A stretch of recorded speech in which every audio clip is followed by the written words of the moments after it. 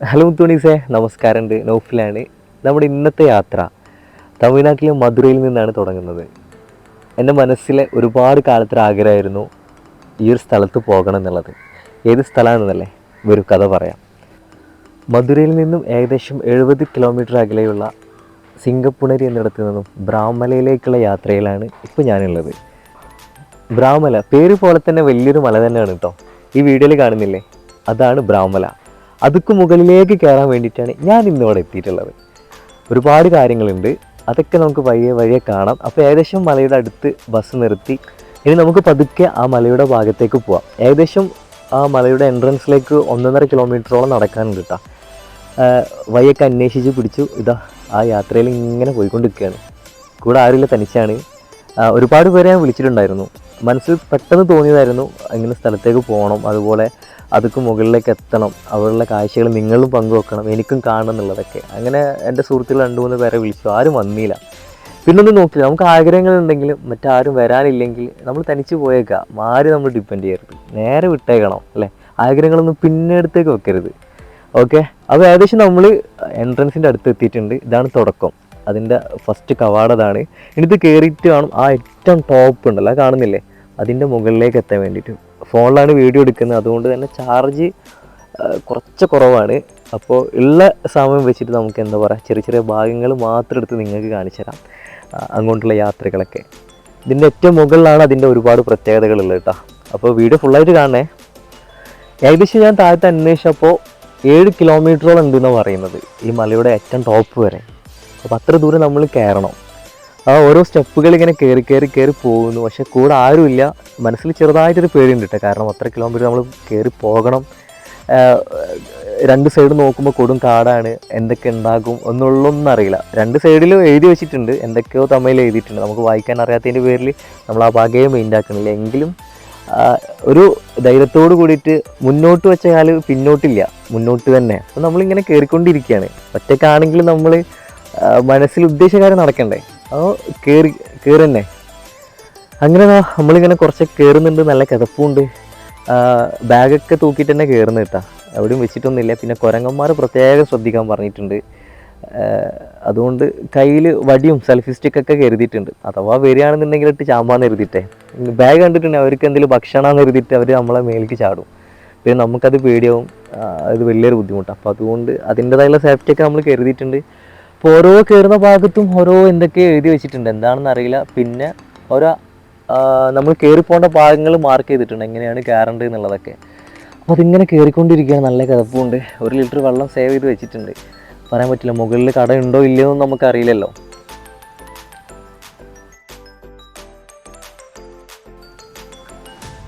ഇതാണ് നമ്മൾ കയറി വന്ന ഭാഗങ്ങൾ കേട്ടോ. താഴേക്ക് നോക്കിയേ, കുറേ ദൂരം നടന്നപ്പോൾ ഏറ്റവും മുകളിൽ നിന്ന് എടുത്തിട്ടുള്ളൊരു ഭാഗങ്ങളാട്ടോ. എന്ത് രസമാണ് കാണാനെന്നറിയാം. ഇനിയും കയറാനുണ്ട്. ഇപ്പോൾ നമ്മൾ കയറിയിട്ട് പകുതിയോളം എത്തിയിട്ടില്ല. കയറിയിട്ട് അതൊക്കെ ഏകദേശം പണി കിട്ടിയിട്ടുണ്ട്. കാലൊക്കെ ഇനിയും ഏകദേശം ഒരു 1 കിലോമീറ്ററിൻ്റെ അടുത്ത് നമ്മൾ നടന്നിട്ടുണ്ടാവുള്ളൂ. ഇനി ഒരുപാട് ദൂരം നടക്കാനാണ്. അപ്പോൾ കുറച്ച് നടക്കും, കുറച്ചിരിക്കും, കുറച്ച് നടക്കും, കുറച്ചിരിക്കും, അങ്ങനെ അങ്ങനെ അങ്ങനെ കയറി പോവാണ്. അവിടുന്ന് ഇങ്ങനെ നല്ല കാറ്റുണ്ട്. ഇവിടുന്ന് ഇങ്ങനെ ഓരോ കാഴ്ചകൾ കാണുമ്പോണ്ടല്ലോ, എന്ത് രസമാണെന്നറിയോ. ഇതൊക്കെ കണ്ടിട്ട് നമുക്ക് എങ്ങനെ വീട്ടിലിരിക്കാൻ തോന്നുന്നത്. എൻ്റെ കുറച്ച് ചെങ്ങായിമാരോട് പറയാനാണ്. പൊന്നാര ചെങ്ങായിമാരെ, നിങ്ങളിത് കാണി. ഞാൻ അപ്പോഴും നിങ്ങളെ വിളിച്ചതല്ലേ, പോരും പോരും പോരും എന്ന് പറഞ്ഞിട്ട്. അപ്പോൾ നിങ്ങൾക്ക് എന്തൊക്കെയായിരുന്നു വലിയ ഡിമാൻഡ്.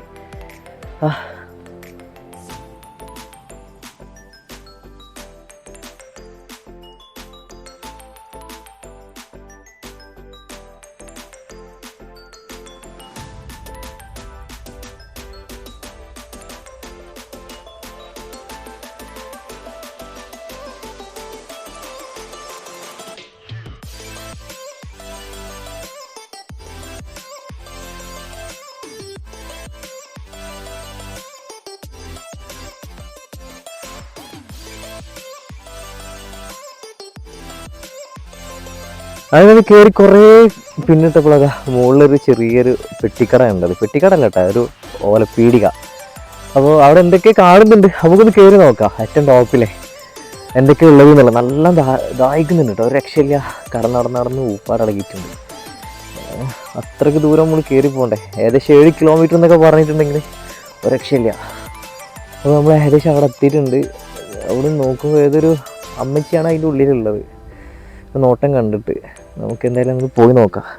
എന്തായാലും ഒരു വെള്ളം കുടിച്ചിട്ടാവും ഇനിയുള്ള യാത്ര. നല്ല അടിപൊളി തണുത്ത നാരങ്ങ സോഡ. അപ്പോൾ അതാണ് മെയിനായിട്ട് വേണ്ടത്. ആ മല കണ്ടില്ലേ, അതാണ് നമുക്ക് അങ്ങ് ആ ദൂരേക്ക് എത്തണം നമ്മൾ. അങ്ങനെ നമ്മൾ ആ ആട്ടിൻകുട്ടികളൊക്കെ ഉണ്ട് കേട്ടോ അവിടെ. ആട്ടിൻകുട്ടിയെ ഇതേ കുരങ്ങന്മാരടക്കം കണ്ടില്ലേ. കയ്യിൽ സ്റ്റിക്കുള്ളതുകൊണ്ടാണ് അടുത്തേക്ക് വരാത്തത്, അല്ലെങ്കിൽ ബാഗ് എപ്പോഴോ തട്ടിപ്പറിക്കും. അപ്പോൾ നമുക്ക് നല്ലൊരു തണുപ്പുള്ള നാരങ്ങ സോഡ കുടിച്ചാലോ. ഇനി കുടിച്ചിട്ടാവും ഇനിയുള്ള യാത്ര. എന്തായാലും വേണ്ടില്ല. ഈ പാവങ്ങൾ ഏറ്റവും താഴെ നട്ടാതൊക്കെ ചുമന്നിട്ട് ഇങ്ങോട്ട് വരുന്നത്.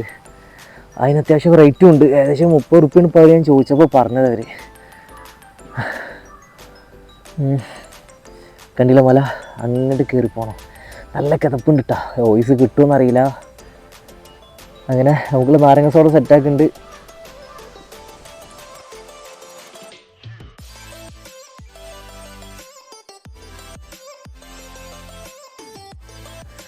പാത്രത്തിന് വൃത്തി നോക്കണ്ട കേട്ടോ. ദാഹം അകറ്റുക എന്നുള്ളത് മാത്രമേ ഉള്ളൂ, വേറൊന്നും കണ്ണി കാണില്ല. അങ്ങനെ ഫൈനലി നമ്മൾ നാരങ്ങ സോഡ സെറ്റാക്കിയിട്ടുണ്ട്.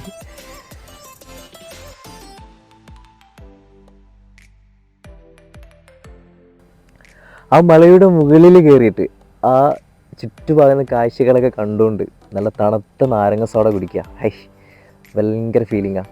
അങ്ങനെ നാരങ്ങ സോഡയും കുടിച്ച് നമ്മളിതാ ചേച്ചിനോട് ടാറ്റും പറഞ്ഞ് നമ്മൾ ഇവിടെ വാങ്ങി അവിടുന്ന് നേരെ മുകളിലേക്ക്.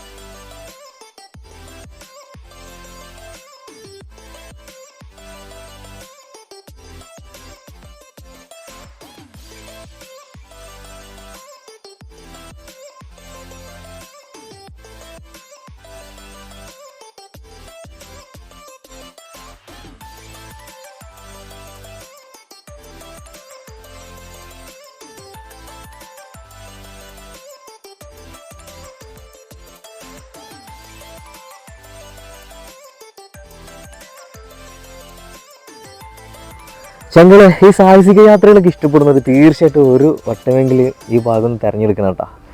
കാരണം അതിമനോഹരമായിട്ടുള്ള യാത്രയാണ്. ഏറ്റവും ടോപ്പിലേക്ക് ഏകദേശം 7 കിലോമീറ്ററുകൾ താണ്ടി വേണം അതിന് മുകളിലേക്ക് എത്താൻ വേണ്ടിയിട്ട്. ഭയങ്കര രസകരമായ കാറ്റും അവിടുത്തെ വിഷ്വൽസും ഒരു രക്ഷയില്ല മക്കളെ, ഒരു രക്ഷയില്ല.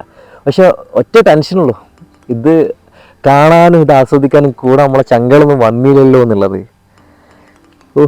ഇത് കണ്ടു നോക്കി നിങ്ങൾ. എന്താണ് എൻ്റെ ചങ്കളിത് കാണില്ലേ, കാണി.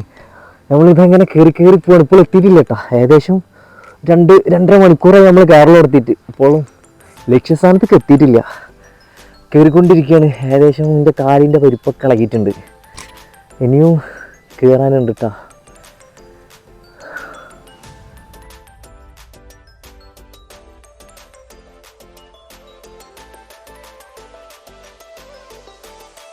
കാണി മക്കളെ, സംസാരമൊക്കെ പോയി. കയറി വന്നപ്പോളേ എന്താ നമുക്ക് കൂട്ടിന് ആരുമില്ല കേട്ടോ. കുറേ കുരങ്ങന്മാരല്ലാതെ വേറെ ആരുമില്ല. ഇനിയും കയറാനാ വേണ്ടിയതേ. ഇങ്ങനെ കയറി ഇനി അത്ര ദൂരം പോകേണ്ടെന്ന് ഒരു ഐഡിയ ഇല്ല. അപ്പോൾ താഴത്തെ ആ ഒരു വിഷ്വൽ, ആ ഒരു ഭംഗി, ഹൈവ.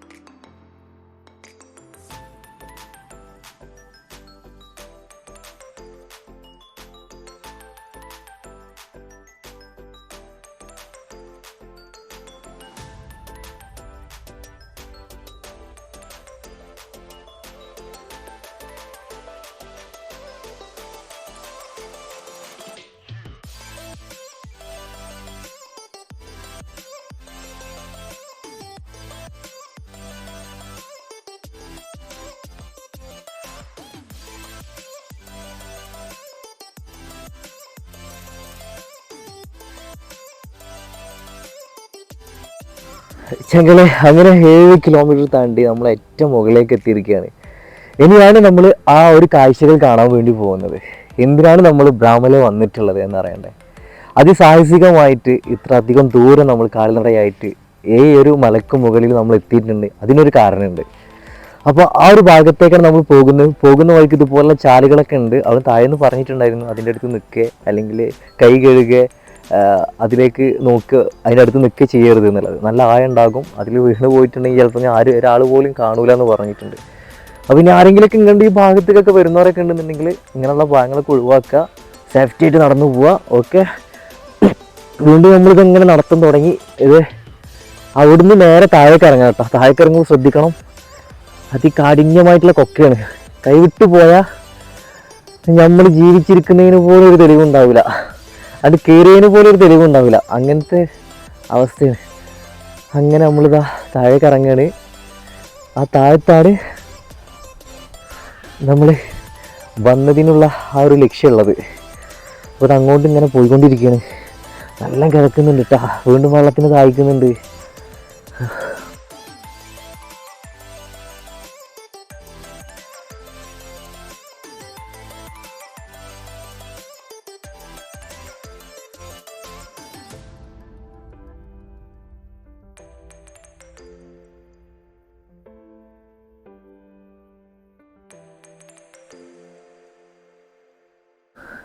ആ മലയുടെ മുകളിൽ കാണുന്നത് ഒരു അമ്പലമാണ് കേട്ടോ.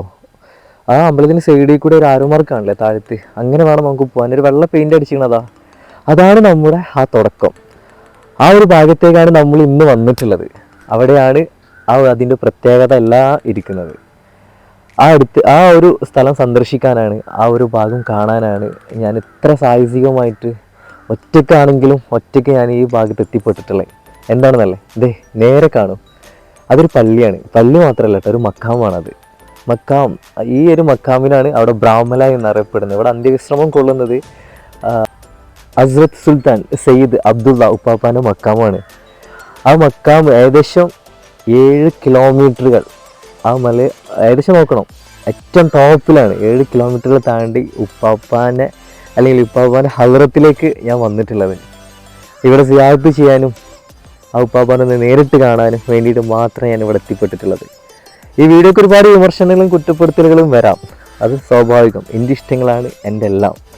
അതുകൊണ്ട് ആര് വിമർശിച്ചാലും ആര് കുറ്റപ്പെടുത്തിയാലും എനിക്ക് യാതൊരു തരത്തിലുള്ള പ്രശ്നമില്ല. അത് എൻ്റെ ഇഷ്ടങ്ങൾ മാത്രമാണ്. അപ്പോൾ എന്തു പറയുക, എൻ്റെ ഇഷ്ടങ്ങൾ തേടിയുള്ള യാത്രകളാണ്. ആ യാത്രയുടെ ഒരു ഭാഗമാണ് ഇപ്പോൾ നിങ്ങൾ ഈ കണ്ടുകൊണ്ടിരിക്കുന്നത്. ഇനി ഇതുപോലുള്ള അനവധി വീഡിയോസ് ഇനി വരാനുണ്ട്. അതൊക്കെ വഴിയെ പതുക്കെ വരും. ഇതാ നമ്മൾ വരുന്ന സമയത്ത് ഇത് പൂട്ടിക്കെടുക്കുകയാണ്. ഇത് തുറന്ന് ഈ മക്കാമിൻ്റെ ഉള്ളിലേക്ക് കയറാനും എനിക്കൊരു ഭാഗ്യം ലഭിച്ചു. അപ്പോൾ ഇൻഷാ അല്ലാഹ് നമുക്ക് ഇത് തുറന്ന് ഉള്ളിലേക്ക് കയറാം. അവിടുത്തെ ആ കാഴ്ചകളും ഒക്കെ നമുക്ക് കാണാം. ഇതാണ് ബ്രാഹ്മലയിൽ അന്ത്യവിശ്രമം കൊള്ളുന്ന അബ്ദുള്ള ഉപ്പാപ്പാൻ്റെ മക്കാം റൗള ഷെരീഫ്. ഈ ഭാഗത്ത് നിൽക്കുമ്പോൾ കിട്ടുന്നൊരു ഫീലിംഗ് ഉണ്ട്, അത് അനുഭവിച്ചാൽ മാത്രമേ നമുക്കറിയുള്ളൂ. ഒരുപാട് തെറ്റുകളിൽ നിന്നും തെറ്റുകളിലേക്ക് സഞ്ചരിക്കുന്നതാണ് നമ്മളെല്ലാവരും അല്ലേ. ഇവിടെ അന്ത്യവിശ്രമം കൊള്ളുന്ന മഹാനവറുകളോട് ബർക്കത്ത് കൊണ്ട് നമ്മുടെ തെറ്റുകളൊക്കെ പുറത്ത് റബ്ബ് നമ്മുടെ ഹൃദയം ശുദ്ധീകരിക്കുമാറാകട്ടെ. ഇതുപോലെ നിങ്ങൾക്കും സിയാറത്തിന് വരാൻ ആഗ്രഹിക്കുന്നുണ്ടെങ്കിൽ തീർച്ചയായിട്ടും എന്നെ ബന്ധപ്പെടാം.